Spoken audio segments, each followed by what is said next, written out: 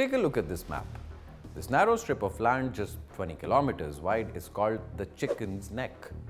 And for India, it's existential because it connects mainland India to its 8 northeastern states, bordered by Nepal, Bhutan, and Bangladesh. This corridor is the only land connection between India and its northeast, the 7 sister states. If this strip is cut, India is split in two. So here's the question critics ask.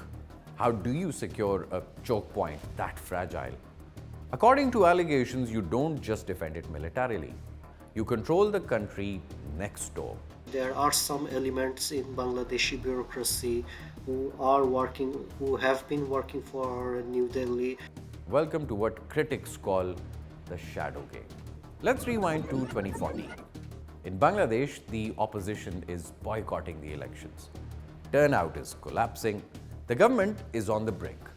Then something unusual happens. India's Foreign Secretary at the time, Sujata Singh, flies to Dhaka. She meets opposition strongman Hussain Mohammad Irshad. According to multiple accounts, the message is blunt. Participate in the election or fundamentalist forces will take over. Irshad folds. The boycott collapses and the election goes ahead. Critics call this political engineering, not influencing votes, but deciding the outcome before the first ballot is even cast. But diplomats, critics say, were only one layer.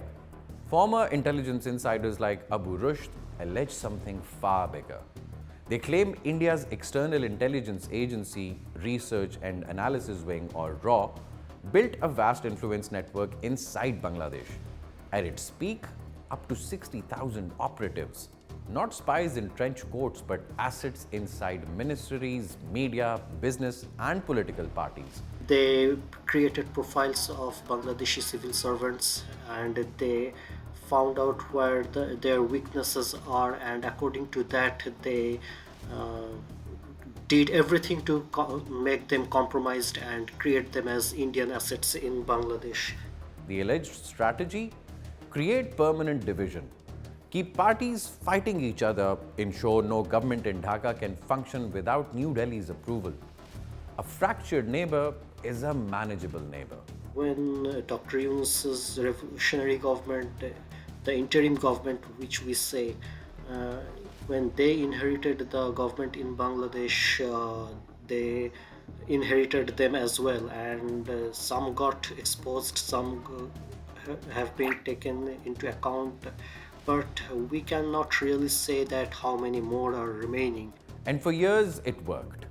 For nearly 15 years, Bangladesh's politics stayed locked in crisis mode until August 2024. Student-led protests explode across the country. The unthinkable happens. Sheikh Hasina is forced from power. The shadow game breaks. But the playbook doesn't disappear. Investigators now point to a new front. Fact-checking groups like Rumor Scanner document dozens of false reports, many traced to Indian media.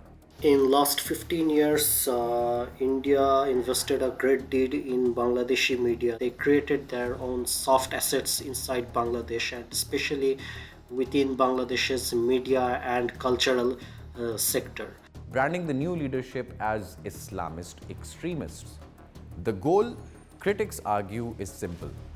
Delegitimize the revolution, scare the international community, reassert control without boots on the ground.